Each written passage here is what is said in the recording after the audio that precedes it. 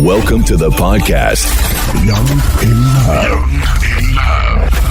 Hello everyone, welcome to the Young in Love podcast. This is your favorite host, Keziah Vilawa. This is part B of the exclusive interview with our national hero here, David Hundeyin. If you haven't listened to part A of the interview, you should listen. That's where we lay the foundation of everything you're going to be hearing in part B. So David, we're going to delve right into it. In this part, we're basically discussing the child that never was. Yeah. Right. So and still about the Okija woman. Given your experience with her, the way that you were attacked, because you already mentioned you don't like the word abuse, were you really open to the possibility of having a child with this person? I wouldn't say so. After we got back together, I don't think it's something we necessarily actively discussed. But again, the mechanics of making a child don't necessarily include discussion. If you get where I'm driving at. So what happens. But I mean, maybe you thought about it at some point, being a father. Oh yeah, I've always wanted a kid. Okay. I've always wanted one. I think it's kind of a miracle that I've made it this far. I'm 34 and I still don't have a child. Okay, so given all that you experienced, I guess my question is, when it crosses your mind, right, that you want to be a father, did you at any point see yourself, having a child with this person? Especially given your experience, the attacks and all of that. Again, I had managed to convince myself that somehow things had changed. Okay. Right? That was the whole premise of getting back together with this person. We both made promises to each other, and I managed to convince myself that somehow the situation was different now. Somehow, I don't know, the wiring had been changed upstairs in some way. Things were going to be different now. And to be fair, so she actually visited twice. The first time she visited, it actually went pretty well. Okay.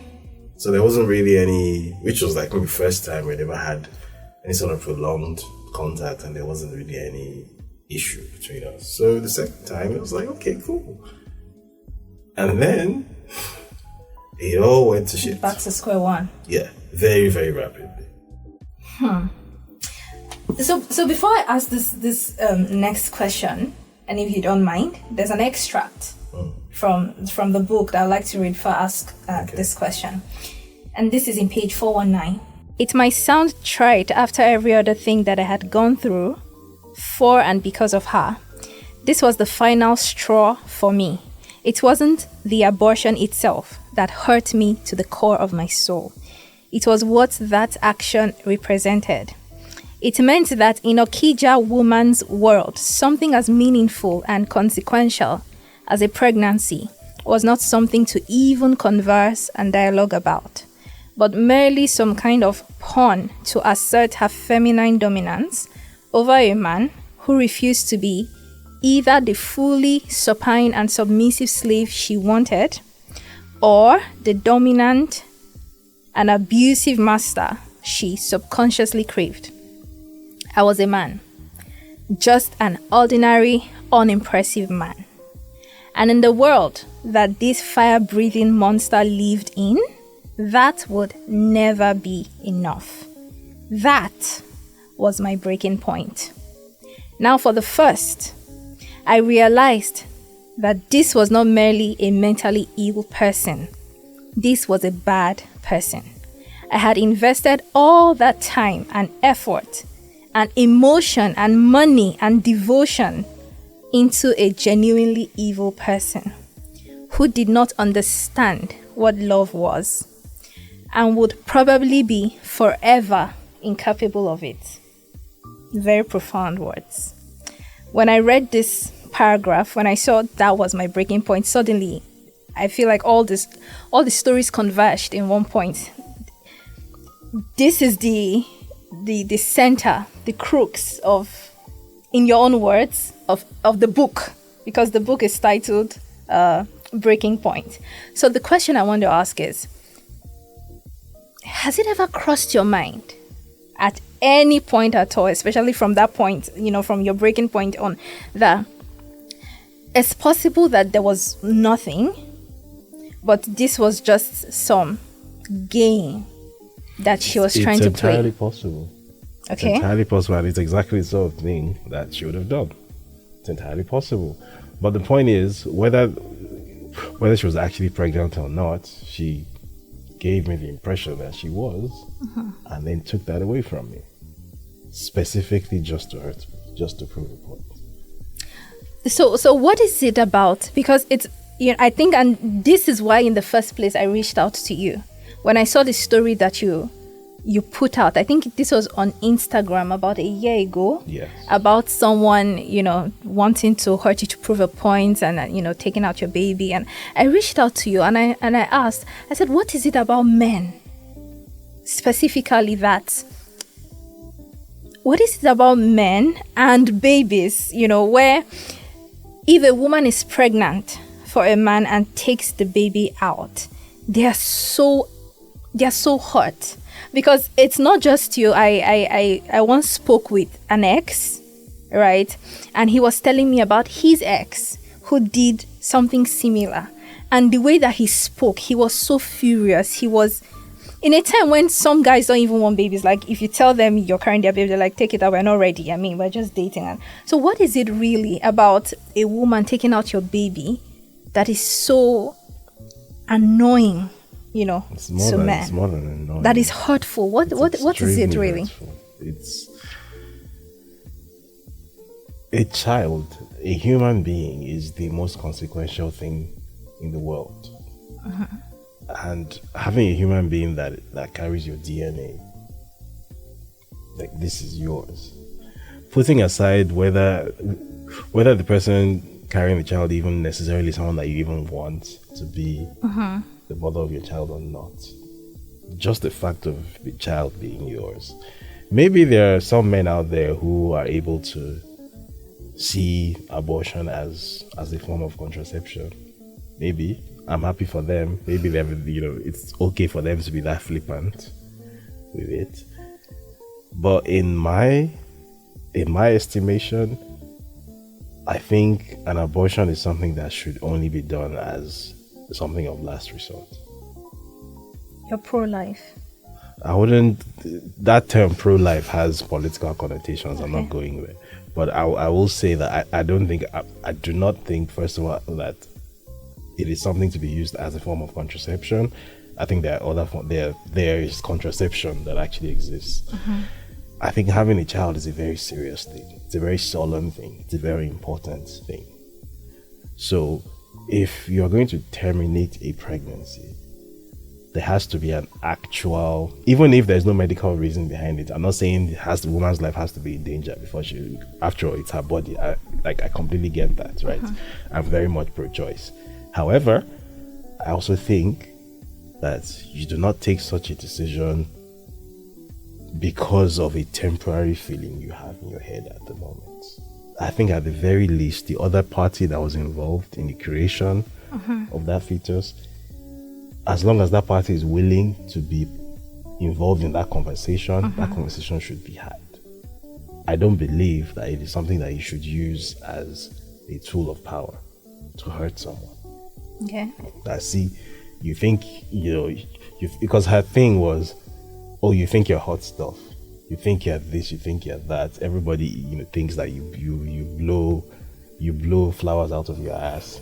Everybody loves you. But see, I can fuck you up. That was the thing. So, you think you can have any woman you want, because that's something else you always used to say. Okay. Because I don't know whether it was some form of insecurity or whatever, but she somehow just didn't like the fact that apparently I had a certain profile. Okay. It wasn't about anything you had done or said. Like, not I could really. have, So, you know. for example, there was a thing she used to do where she used to go through my messages on Twitter. Like, when she was with me physically, she'd take my phone. You gave her access to your phone. I didn't. She was my wife. She Okay. had my phone, and like she And knew the passwords and everything. the lock codes and everything. She had access to my bank app, everything. There was no, and she'd go into like my Twitter message requests because there's thousands of them there. Yeah. And you know the kind of things you'll find in there, obviously. I don't know. Tell me. Oh no, I mean, you don't even have to be me to see these things. I think anyone with any kind of significant internet profile, you will see all sorts of things. Okay. Including, in some cases, women basically offering themselves up to you, right? Which it's a normal thing. It's just like if you've been at it long enough, you even know that it doesn't mean that those women even rate you like that. It's just a thing. Okay. You are not a three-dimensional human being to them. You're just a thing, like a toy. Okay. So even if they do want to have sex with you, it doesn't mean they even like you. All right. You're just a plaything to them. You understand? It's just a thing so that they can say that I have done X, Y, Z with that this guy. person. Yeah. That's all. She didn't understand that, and she would get very upset when she go through my message requests and she'd see, and then she'd start using anonymous accounts to fight with people. Calling them husband snatcher, all that kind of stuff. And it's like I never really saw the point of doing that. But like I felt like when it came to this point where supposedly you were pregnant for me, right? At the very least, even if you're going to take it out, at the very least, you should have told me that you were pregnant. Okay. At the very least. I didn't have any power over you. I didn't have any control over you. So, just the information. Even if I had told you that I wanted us to keep it and you're taking it out, there's nothing I could have done to you. You weren't even physically in the same country. There's nothing I could have done to you. That's why I want to understand why it hurts so bad, knowing that there's nothing you could have really done. At the end of the day, she informs you and you say, "Oh, let's keep it." She had the final say. Yeah, but the point choice. is, she didn't even inform me. She took it out. Let this thing go on for weeks. We're talking every day. We're talking. We're doing all the I love yous every day for weeks. This went on for like 5-6 weeks. And then one day, randomly, she just drops it on my head. Randomly. Like, in a way that was timed very deliberately to have maximum impact. What was your response when she randomly dropped it on you? I crumbled. What did you say in that moment to her?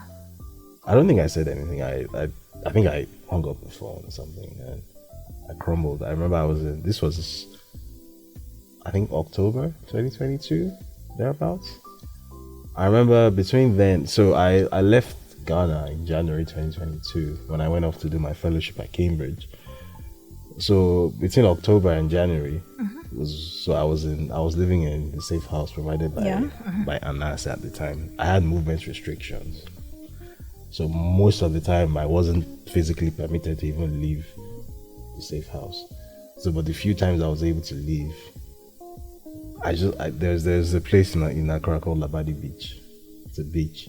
I just used to go there, and so I'd go there by like maybe 7 p.m. and I just sit there by the waterside. These guys would come and they'd offer to light a fire. You pay them 100 cedis or so. I'd give them money. They light a fire, and I just sit down there, with the fire burning there, and I just stare off into the space, looking at the dark sea. And I'd be there from 7 p.m. to like maybe 4 a.m. I had a car, so I could get back to them, and I just be there. I just stare off. Like, I wasn't clinically depressed or anything, but I don't think I was far off it. That thing really messed with me. It really, really messed with me, because bear in mind, this was also a time when, up until that point, the threat to my life had been hypothetical. It had been implied. But now it was very real, because that was when I was in a phase where I was taking on more powerful enemies than I had ever taken on. That was when the safe box network by I don't know if you've heard of an organization called Forbidden Stories. Not sure. So it's an NGO. They're a French NGO, so they protect journalists. So what the Safe Box Network is basically a crude form of life insurance for journalists. So basically what it is if you're taking on life-threatening work as a journalist, you're admitted into the Safe Box Network. Okay. You save all your work on their secure platform, which you can only access using the Tor browser, so that if anything happens to you, i.e., if your ass gets killed, all the work they've been working on then gets serialized across 50 partner organizations across 5 continents. So basically, the idea is if you kill this journalist, the work you're trying to conceal, everybody will report it. Still out there, yeah. So they actually reached out to me. I didn't even apply to join. They reached out to me. Okay. And they admit that's how dangerous the work I was doing was. Yes. That was when I released the documentary version of the story that I did about Bola Tinubu. Okay. And then that was when I also did some work on the certificate forgery. Yeah. I presented to INEC. Powerful enemies. They were very, very. The threat to my life was very, very, very real. So even within the safe house, the level of movement restrictions that we all had, there were different levels. Right. So depending on, let me not talk too much because I'll be giving away certain information I'm not supposed to give away. But let's just say there were people from other countries who were there who didn't have the same level of surveillance that I had, because my case was even the Ghanaian government knew where I was. They were aware. Okay. Because the thing with that organization, White Sick, is that they have global affiliation. So the Ghanaian government doesn't really want to let anything happen to anyone who is in that safe house because it looks bad on them. Yeah. So that I started seeing things I hadn't seen before. So in Ghana, you very rarely see like displays of like arms and stuff. It's very rare. Ghana is a very chilled out country. It's not like Nigeria at all. But then, they started having armed patrols around the safe house. And you see people with like M6 machine guns and stuff. You can tell that this is not even a soldier. This is intelligence. Right? Because these are not... Soldiers use AK-47s. This is an M6 machine gun. This is not army. Yeah. This guy's intelligence. You understand? And they're patrolling. And they're just there. So in amidst all of this, and I'm really thinking to myself, is this my life now? And there are so many things running through my mind. And then in amidst all of this person comes and drops that kind of bomb into my life. Because why I consider it to be so particularly evil was that she knew how badly I wanted the kid. All right. She knew. So you've had this conversation before, and you were open to the possibility of having one with her. Yeah, of course. We're married. We were married. If you're married to someone, what's the point of being married to someone if you're not open to having a kid with them? We're married. I understand. We weren't dating. We're actually married. Like there's a certificate somewhere. We're married. I say this because there's the record, the history of being attacked, right? Be that as it may, we had got back together. At that point, we hadn't talked about divorce or anything. We had made a few noises about it, but it hadn't happened. And then we got back together. Right. We hadn't even seen a lawyer or anything. So it's like, okay, let's just continue where we left off. Right. So as in my mind, everything is kosher now. Everything is good. All right. And then we have a quarrel, and she doesn't even drop it like in the heat of the moment. She waits until weeks after, just so that it's like revenge is a dish best served cold kind of thing. And I'm thinking to myself, okay. So you remember how I said with my first wife, how I had that moment when I was like, this is not a kind person. Yeah. Yeah, I had a similar kind of epiphany at that moment. By the way, he said this in the previous episode, so I'm saying again, if you haven't listened to that episode, you should really listen. Yes. Yeah. So from what I understand, I've gathered two reasons now. First, it's about information, just speaking with this other person, right? Even if the final decision is ultimately yours. Yeah. And then the second reason is she knew that you, in your own words, how badly you wanted a kid. So this was like robbing you of that opportunity to be a father. And not just that, doing so in a way that was specifically calculated to be as damaging, as emotionally damaging as possible. Because that was another thing about her. I don't know whether it's a thing that people with that condition have, but it's like they have a very heightened understanding of how to read people's emotions. And where to strike. Yes. Like where it's going to hurt the most, they know. They just have this very uncanny way of sniffing out your weak points and maximizing it to their advantage. All right.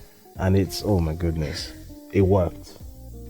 It really did. Like, I would say over the past decade or so of my life, like, there have been a lot of painful things that have happened to me. Like, obviously my dad dying, and then I lost my best friend, Binta. There are a few things like that. But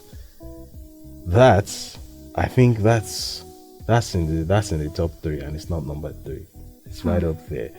I think the only other thing which even compares to that over the past 6 or 7 years, I think would be the day my first wife was moving out finally, which I referenced in my book. I didn't mention this in my book. I mentioned that I was sort of watching it like an out-of-body experience. What I didn't mention was that her mom was there, and her mom made a comment which I've never forgotten. What was it? So, remember how I said I did a lot of things for their family? Yeah. Financially and many other ways. Like, without any form of exaggeration or bragging, the way I met them is not the way I left them. Things improved for them dramatically because of my involvement in their lives. Like, in many ways. Yeah. You understand? Like, for example, her older brother who wasn't working at the time, you know, I had a business I was running. I was running a copywriting agency. I could have said, hey, come work for me. I'll pay you a salary. Yeah. That's what most people would do. Instead, I said, no, we're brothers, you know. So instead, I introduced him to my clients. And basically, so if you go check, we own the company together. Okay. It's still on the CAC record. It's still active. If you go check it, it's called Nova Animation and Copywriting Studio. If you go check, you see the ownership is 50-50. You see the two names there. Up till now, it's still there. I never, I introduced him to my clients. I had 4 clients I was working with. I gave him 2. So go work directly with them and they pay you directly. Instead of coming to work for me and then I'll pay you a salary and all that. And, financially, obviously, that had a huge impact. I mean, within a few months of this guy bought a car. This is someone who was unemployed. Yeah. They moved to a new apartment and all of that, which was when, by the way, the whole family's behavior toward me started changing. So remember what I said about people being shapeshifters? Yeah. That's the thing. Now, the day she was moving out, her mom was helping her move out her stuff. And her mom turns to me and makes a comment. She goes, she was saying this in Pidgin. She always spoke Pidgin. And she goes, that she had better not hear me telling people about what I think I've done for them. That, let me tell you, if you think you've done anything for us, that let me tell you that it's just God that decided to use you. That after all, if nobody say your papa get money, who you for be? And this was someone who, a couple of years before that, had told me that I was now her first son, because I was a few months older than her firstborn, right? My then brother-in-law. She told me I was now her first son. That me and her son were now, we're brothers. You understand? That she doesn't understand how anybody could ever treat me badly. You're such an asset, David. Yada yada yada yada yada. And the same person looked me in my eye and said, if you think you've done anything for us, let me tell you, it's just God that used you. It's just God that decided to use you. Yeah. There was something you said about this Okija woman knowing, being good at knowing your weakest spot or point and knowing the right time, I think, to strike such that it will make, a very serious impact. I think that that's possible because the way that I see you, you wear your heart on your sleeves. Absolutely. The things that I read in The Breaking Point, your book, to be honest, if I were writing that, there are certain things I would leave out. And I know that there's still even more information that I did not put in, yeah. Exactly. But even in those pages, the amount of vulnerability that you were willing to, to show to the public. Now I can imagine how much more vulnerable you would have been with this person. So with that level or depth of vulnerability, I think it's really easy for a person who means you harm, to strike. Yeah. So I don't know if this should have been closing words, but maybe in one sentence or two, what is your advice to people who are like on the same path as you, maybe in investigative journalism or doing some other kind of work that maybe is life-threatening or is just dangerous generally? What is your advice to them when it comes to romantic relationships and how much of themselves, they give, they make open to their partner? What is your advice? Because I get the sense that, as you said, this was your wife, so she even had access, right, to your device, to your social media accounts, to your bank, and all of that. Is that a level of vulnerability that you will risk in the future? Well, not now.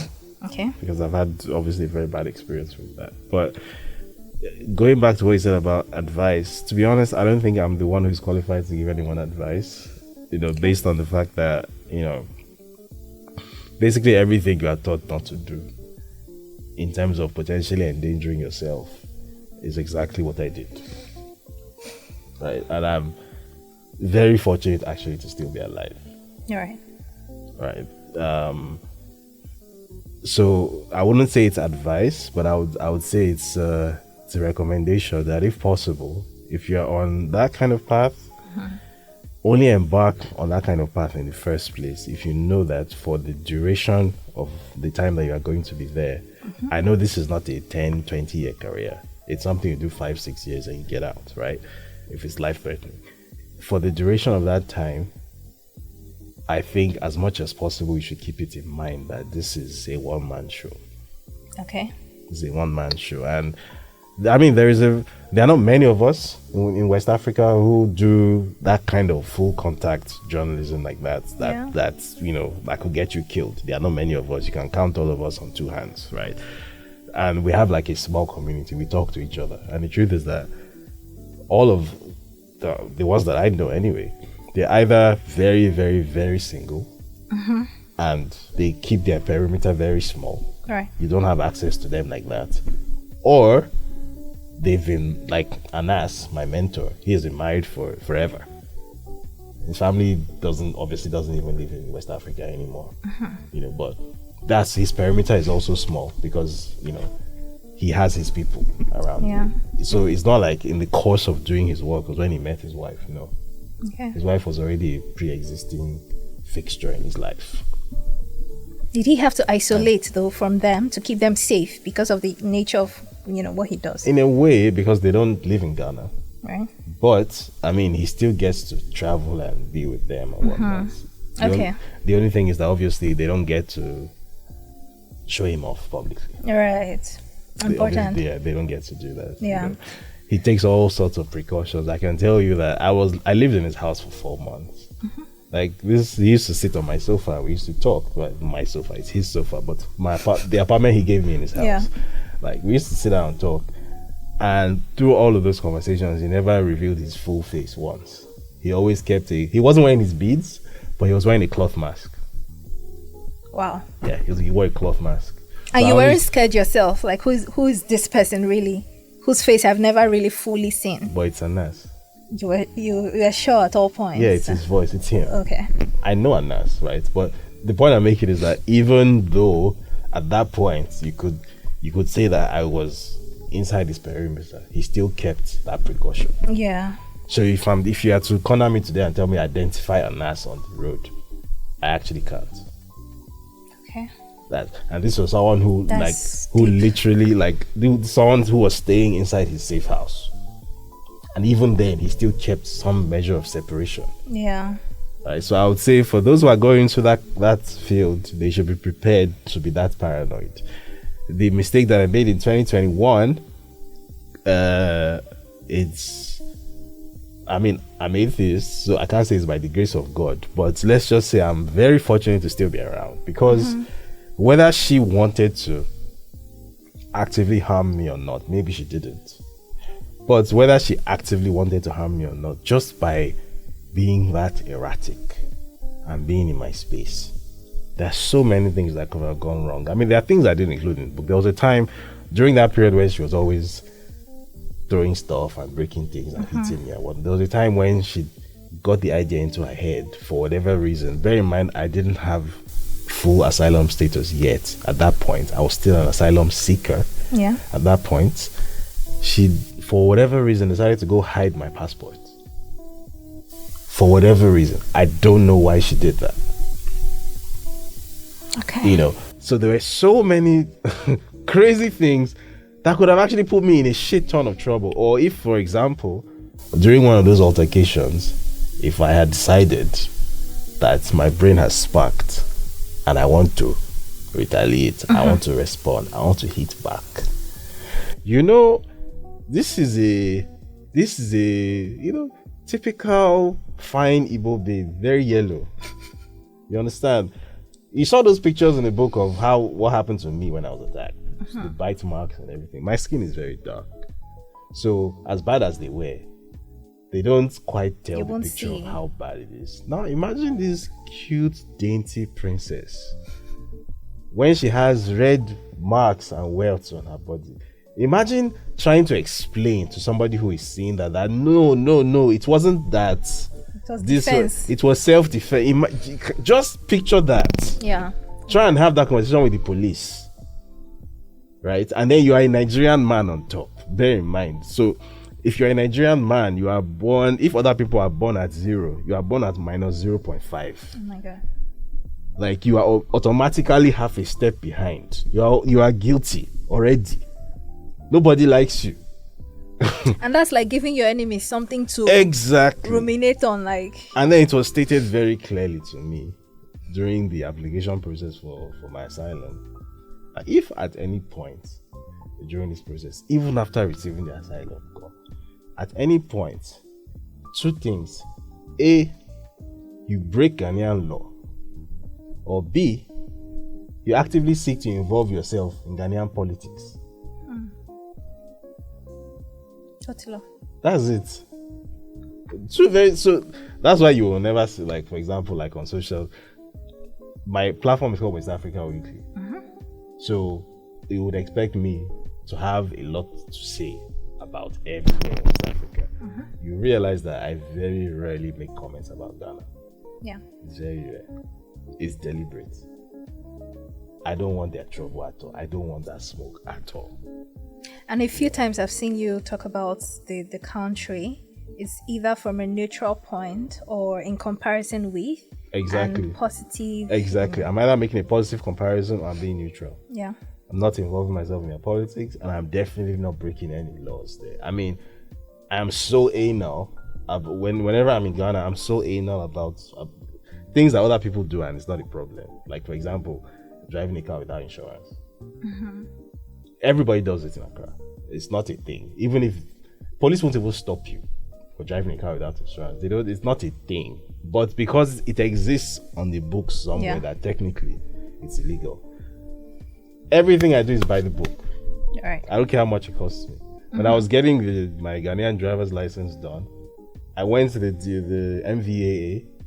Sorry, the DVLA. Sorry, it's called MVAA in Nigeria. DVLA. I did everything by the book. You talked about it in your book as well. Oh yeah, because I don't. But the point is, at that point when all of this was happening, my hand wasn't even steady yet, and this person was just putting me at risk. There was a time, there was a night, I cannot forget this. This wasn't in the book, so exclusive. Right.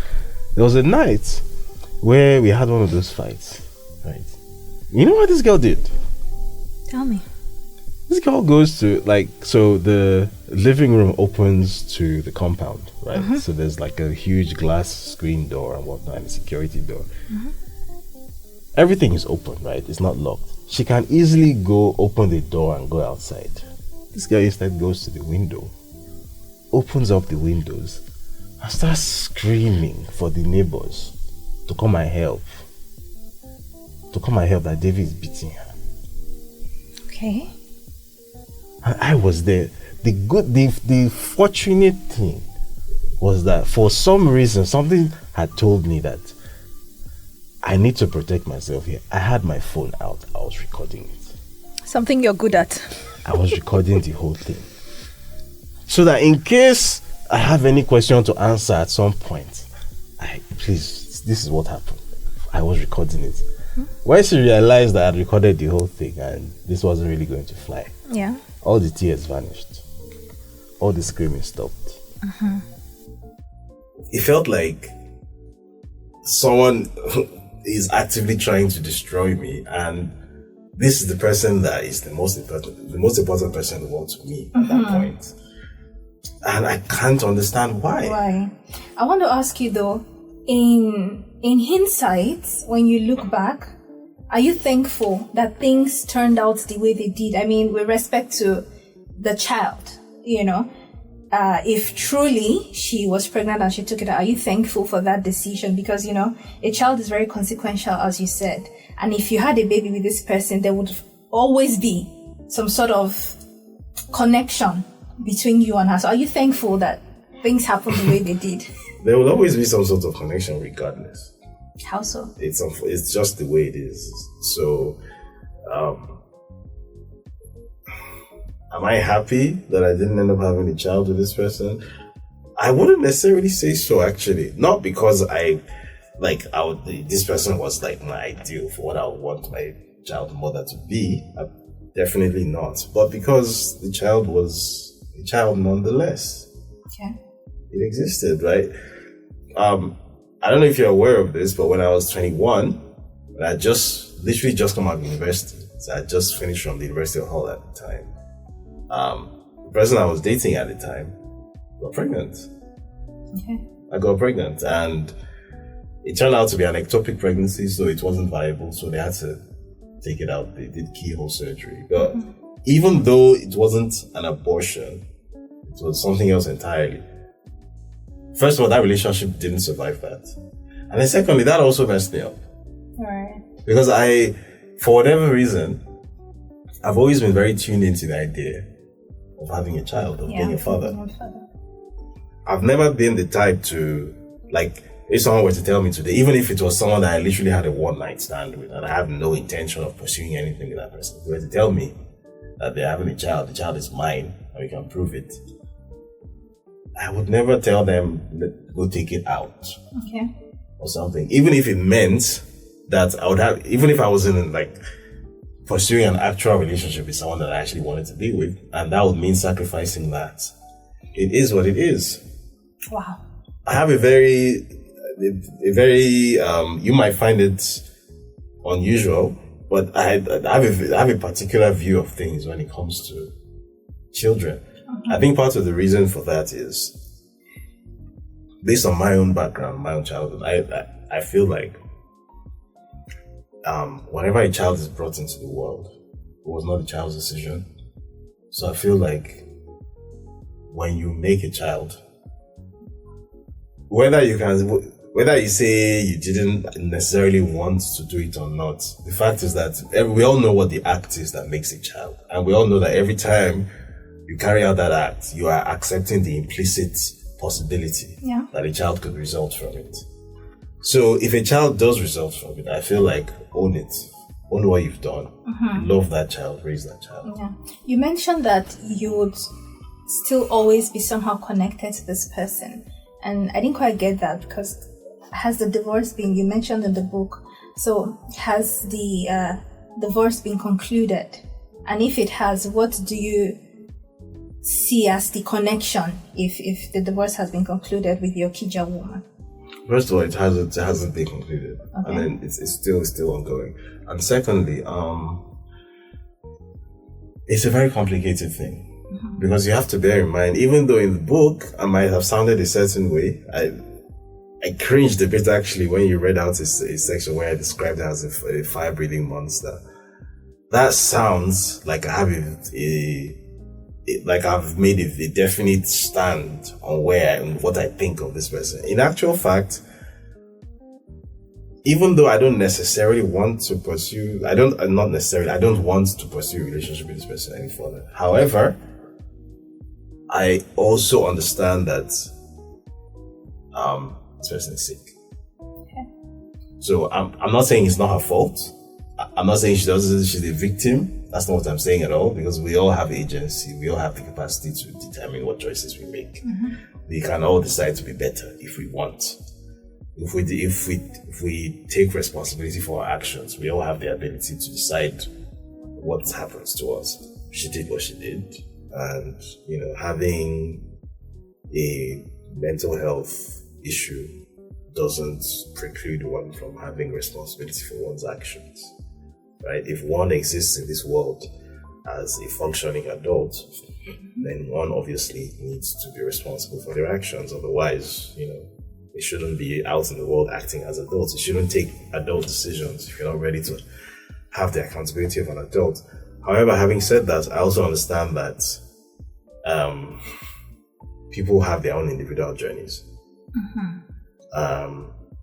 Despite everything, and I told her this myself some months back, I told her despite everything, I actually don't hate you. And I know because I tried to. Okay. So, does that mean that there's an intention or a hope of getting back to this person someday? No, not really, because I think it's fair to say that I've accepted and understood that some people are just the way they are. However, I also hope that for her own sake, that whatever, we all have our demons, right? So I hope that for her own sake, the same way everyone is trying to get past their demons, I hope someday she's able to get past hers. All right. Thanks. Speaking about post-traumatic responses, I'll just ask a quick question about your father of blessed memory. How do you think his absence from your life has impacted you? I mean, career-wise and even relationship-wise. Do you think things could have been better? I would have asked about your mom, but you already hinted on that in the first episode. So, but speaking about your father, how do you think his absence has impacted you? Do you think there are times when you could have just called him to, dump so much at his feet, man to man? So, yes and no. Yes, in a career sense. First of all, his death is basically what made me even become this thing. Because at the point that he died, I already worked in media. I was on TV at the time. I was working with Channels TV. I was on the other news. That was short. Around the time I got my IVLP nomination, I was developing a successful media career that wasn't necessarily journalism. It was a media career, but it wasn't necessarily journalism. And then, when that happened, and then the way it happened, and how sudden, and how traumatizing, and how disrespectful it was, that really radicalized me. Without that, I don't think there's any chance that I would be this person. His death really, really, really radicalized me, because above all else, it was the sheer disrespect to his person. Because bear in mind that, with all due respect, I'm not saying that someone's life is worth more than another person's life. All lives have equal potential, right? All lives have they're equally valuable. But in the Nigerian context, my dad wasn't some guy off the street. So this was someone who, apart from all that he had accomplished, during his career and his life and whatnot, he was also the fact that he had gone through so much trouble to make sure that as much as possible he was insulated from Nigeria. Nigeria still happened to him anyway. And then most infuriatingly of all, after he died, the disrespect didn't stop there. It wasn't enough that he died over absolutely nothing. Just an ambulance in the shop, that's it, he died. Done. That wasn't bad enough. I remember at the Ghana General Hospital where we went with his body to put him into the morgue. Then they start acting a drama for us. They're not going to admit the body. So we don't have a death certificate. I'm like, they just wanted 11,000 naira. So literally at my feet is my dad in a body bag, a black body bag.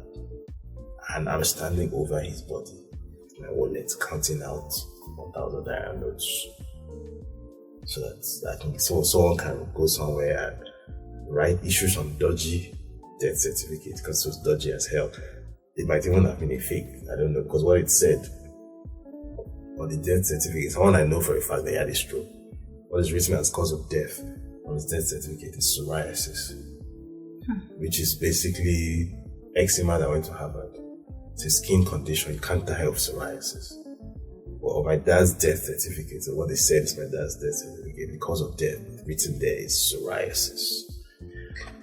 And then after all of this, when I tried to get some sort of clarity that who was responsible for this ambulance not showing up, and I pursued this matter for months. And he just kept bouncing me around, and basically nobody was really in charge. And when I eventually got to someone who seemed like he might be in charge, he essentially sized me up.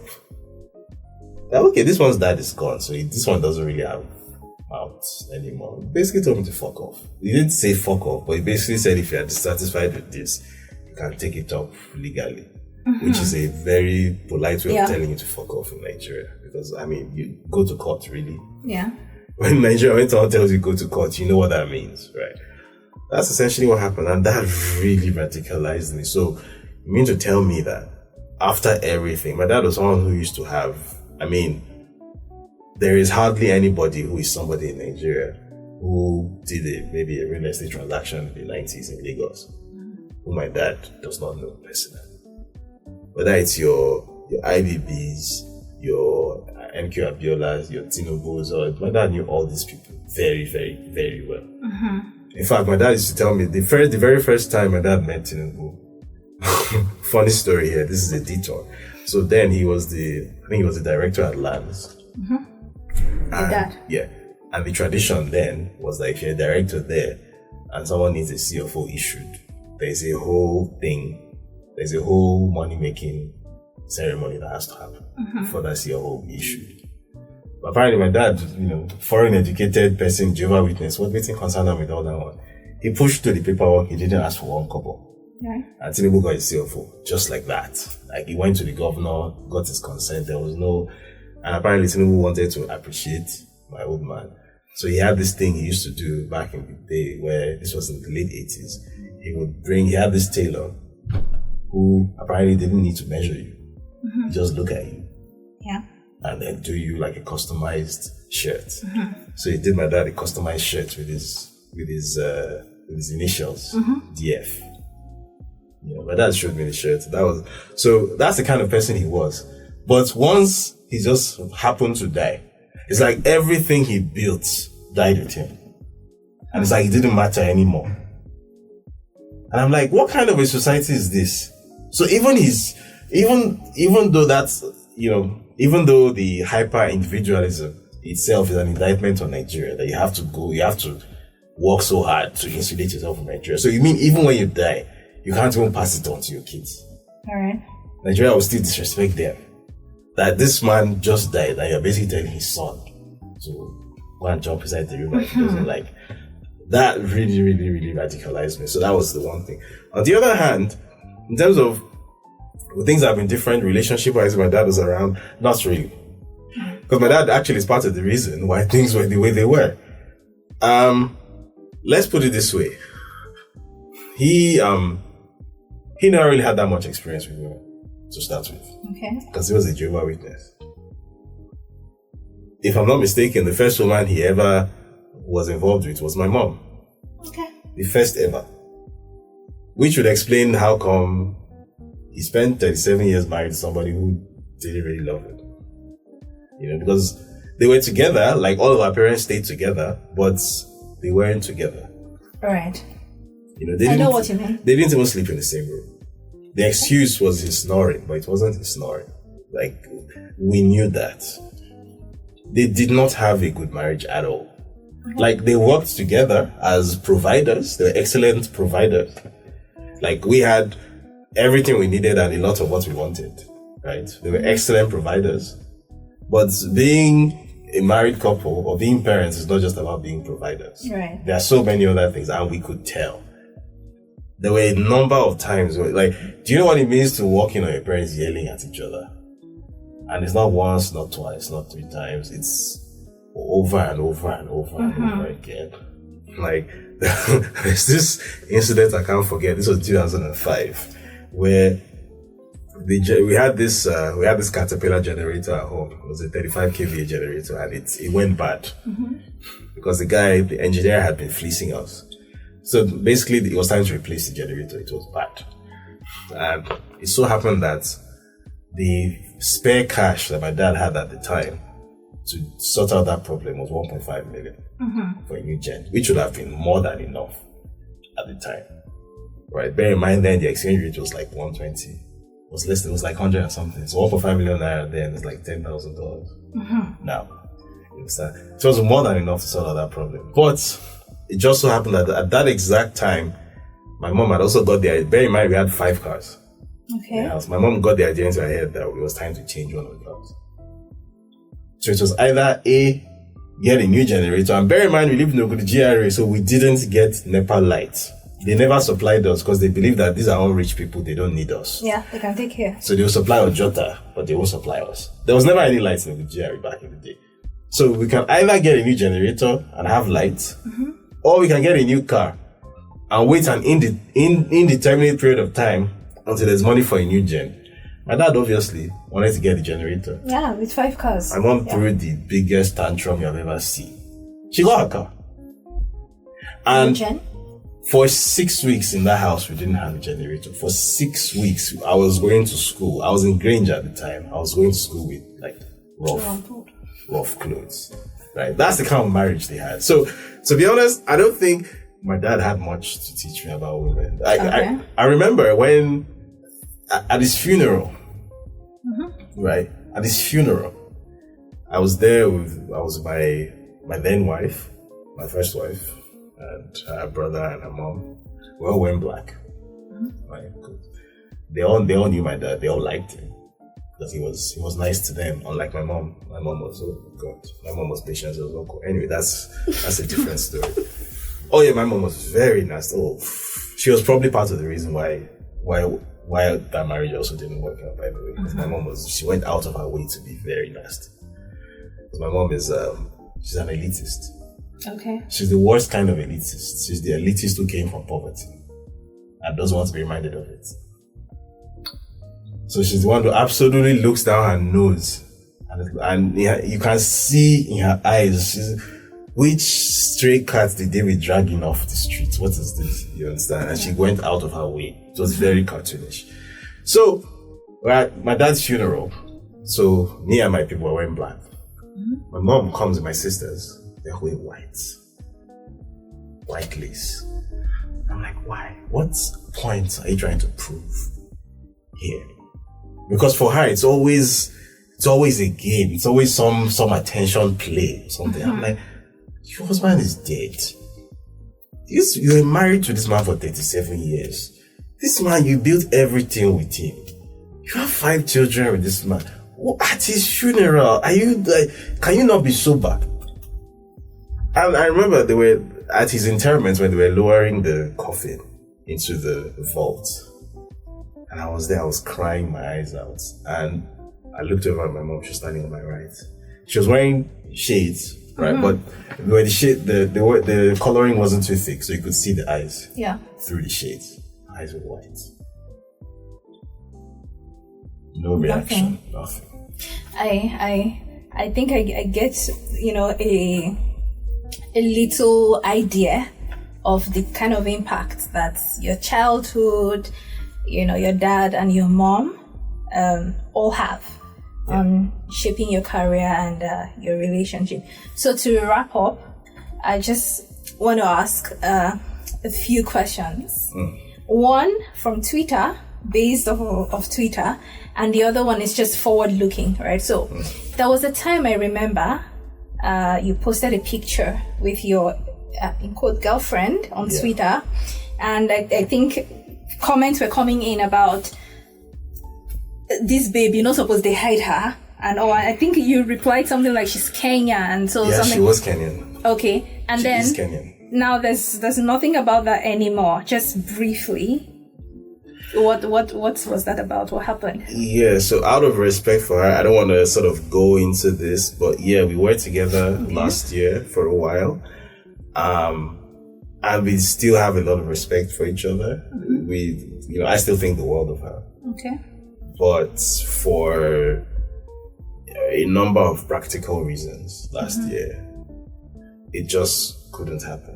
Okay. That last year was a very interesting kind of year. There were a lot of things that happened to me that didn't happen to me before last year. Last year was the first time someone ever made a physical attempt on my life. Last year was the first time I was arrested after arriving in a country. Last year was the first time it's not the first time I had to flee a country, but it was the first time I had hours to spare while fleeing a country. Last year was the first time where I was in an airport and I was wondering that, I had my ticket and my visa, everything was fine, but I was wondering that, am I going to be allowed to board this flight? Because I was on one security watch list or the other. A lot of things happened, a lot of firsts happened last year. So, and it impacted this relationship. Yes, it did. Because eventually she was presented with a decision to make that, am I ready to deal with this potentially for a lifetime? Yeah. Or, Yeah. do I have other, and bear in mind that, it wasn't even necessarily about her being like selfish or anything, because she also, she has a child, which obviously that has to be her first priority. She has to worry about that. Yeah. And I cannot blame her for that. Right. So unfortunately, even though neither of us really wanted it to happen the way it happened, it did. It did. Okay. To wrap up, what will you do differently now when looking for love? Given your history, with, I would say, bad relationships, your first marriage, the Okija woman, the Twitter girlfriend, Kenyan, and what would you do differently now when you're looking for love? And what kind of woman are you looking for? What are the qualities, values, non-negotiables, I think the most important thing I'm looking for, and the most important quality or value, whatever, is somebody who is just normal. Normal in the sense that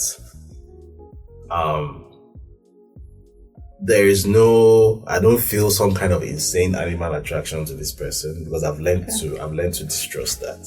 Okay. From the Okija woman. Amongst other things, I've learned that that's a dangerous thing. Someone who doesn't need to be rescued. Okay. Someone who is perfectly capable of not just taking care of themselves, but someone who is also happy in their own skin. Right. Like, they might be happy with you, but they're also happy without you. So whether you're in their life or not is not what's going to make them commit suicide or not. They're perfectly fine. Yeah. You understand? Somebody who, this person doesn't have to, because I think another mistake I've always made is that I've always been attracted to very intelligent women. That's a mistake. The problem is that intelligence, I forget who made this comment, but things like intelligence and creativity are often adjacent to mental illness. What? Because the more sort of, the more plugged into the state of the world you are, the less happy you are as a person. Okay. So these sort of hyper intelligent people often have other things that counterbalance that hyper intelligence. This is strange hearing you say this, because I would have thought that you would want I know exactly what you're about to say. But the thing is, the reason why, despite what some people consider to be intelligence in me, the reason why I'm not in that same sunken place is because I think I've had a whole lifetime of dealing with that. I was raised in a battlefield. Like, forget that it was an 8-bedroom mansion. It was a battlefield. Okay. Right. So I see. My mind works in a different way, unfortunately, to most people. So that's constant unhappiness that usually haunts people. Intelligent people, it's unfortunately I've developed a way to build a wall that holds it back. Okay. So the last thing I need is someone who is able to breach that wall. And then we both come together and feed off of each other's bad energy. I just want a normal, everyday person. Doesn't have to be spectacular at anything. Doesn't need to make me feel stimulated all the time. Just a regular person who laughs at TikTok videos and, that. Interesting. Yeah. All right. So, second to last question. You mentioned, I think it was in the first interview, you mentioned that you have lots of, messages in your DMs, and I can only imagine what you're receiving in those DMs. So how do you filter through those messages to know which one is worth responding to? And I'm kind of being selfish here because I know I was in your DM to arrange this. So how do you filter through to decide, okay, I will respond to this one is not worth my time, or no, this one trash? What is your filter mechanism? I see all of it as work. Okay. So as whether or not I'm involved in frontline journalism or not, the fact is, once you are in, even if you say that I'm not doing stories anymore, sources will still come and meet you. People will still bring important tips and stuff to you. And you always have a decision to make. Do I want to pass this across to a colleague? Do I want someone that works for me to do it? Or do I even want to jump back in and do this myself because it's so important? So I see it as work. So maybe I shouldn't be saying this, but every DM that comes into every platform I have, I read every single one. Okay. I don't respond to every single one, but I read every single one. Every DM, every email, every. I guess what I'm trying to ask is, how do you decide which one to respond to? Since you read all of them, how do you know which one to respond? Well, it's very simple. Which, again, if you see it as work, then it's which one. Is it a source? Is it a tip? Is it someone that wants to interview me? You or someone who wanted to interview me? Right. So that's how I see it. And then is it someone who just because there are also the people who think that I'm some kind of agony aunt. So you just come and just lay all your burdens, just talk. Yeah. You want someone to listen to you. Yeah. Is it that? Because I don't think I really have the bandwidth for that. Is it someone that wants something, that's asking for, because there are a lot of those too. Yeah. People will think that everybody who has a large profile is automatically a billionaire, who is a philanthropist. Is it that? Yeah. Is it somebody who thinks that potentially they found some Superman? Because I've learned also that's something to stay away from. All right. Is it somebody who is looking for a physical relationship? Is it that? Is it something else? It's not hard to categorize them. Okay. And lastly, would you, because you've said you want a woman with like a normal life, would you consider giving up investigative journalism to have that normal, stable life? Build a family, become a daddy, and all of that. Would you consider this? Or are you already on the path? So that's a bit of a difficult question to answer. Ordinarily, the answer would be yes. You'll consider it? Yes, because there's obviously nothing that is worth that. There's nothing that is worth more than that. However, when you've gotten to a certain level of inquiry and a certain level of this work where you actually pissed off nation states, that normalcy will only ever be relative. Okay. There might never be a time when you will just get to be like my dad, suburban, just chilling. That may never be the case for me, because I've taken it. And you've accepted this reality. Whether I accept it or not, it's the reality on ground. So I have to accept it. Okay. It is what it is. Where you are on the radar of multiple nation states, where the Voice of America is coming after you and doing fact checks on your work because you publicly opposed them, citing a military base in Nigeria, for example.